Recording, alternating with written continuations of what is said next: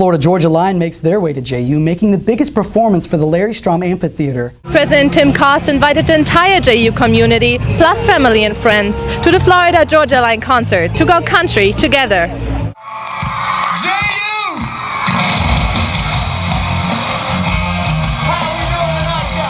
Florida-Georgia Line is a country duo made up of Brian Kelly and Tyler Hubbard. Although relatively new to the music scene, the duo hit the top 10 in 14 weeks after the release of Single Cruise, making it the fastest debut to climb the charts in over 2 decades. Dolphin Production hired the duo after conducting a survey to determine what kind of performer the JU community wants to see. To bring Florida-Georgia Line here to campus, it was a really sort of strategic process that we came up with.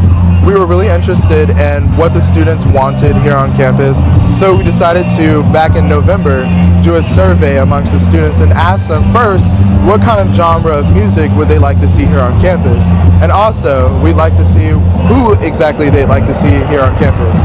The parking lot next to the stage was bustling with activities as students came out more than 4 hours before the initial concert started. I've been here since like 3:30 when I got out of class. I came down here pretty much because I know it's going to be a big event, and I know that Dolphin Productions has been working a lot on this, and it's nice to have a band like Florida-Georgia Line come out here to JU and really just treat the campus. With nearly 3,000 visitors from campus and beyond, the act closes as the largest on-campus concert in JU's history.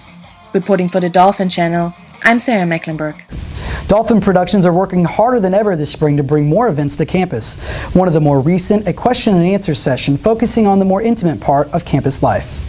Dan Savage started writing about sex and relationships in 1991. Since then, his effect on pop culture transitioned from the printed word to both radio and television.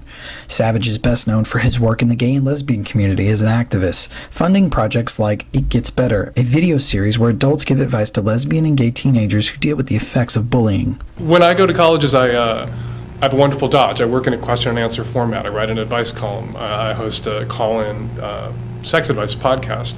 So I don't really arrive with an agenda. I'm here to talk about whatever the kids who show up for the talk want to talk about. Savage did just that, tackling the tougher topics many students reserve for their peers. The questions ranged from when was it appropriate to be Facebook official to a controversial topic, including the hookup culture. You can read more of Dan Savage's work on his website. And now a change of scenery for some of Jacksonville University's most talented performers. Students with the Fine Arts Department were given the opportunity to collaborate all areas of art into one performance downtown.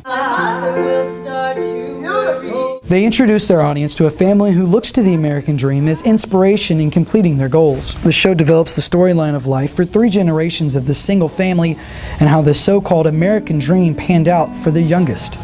In downtown Jacksonville, office space was utilized as a stage for dancing and singing.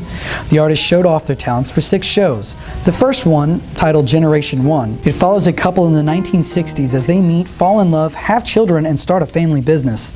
Alex Rodriguez plays the father in Generation 1. He believes performing downtown will help JU become more active in the community. I think it's great for Jacksonville to come out and see what JU is all about. It's good for them to just come out and see what we do all year long and bring a new crowd in. Since we're doing this downtown, bring in that urban crowd to come see the show. As this play made the transition from one room to the next, so did the audience.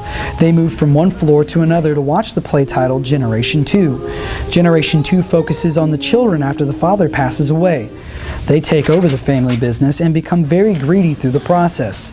The final performance in Generation 3 centers around the granddaughter who feels trapped by the family business with no escape. In the end, she realizes life isn't all about work. It all came together really well. I actually was part of the collaboration.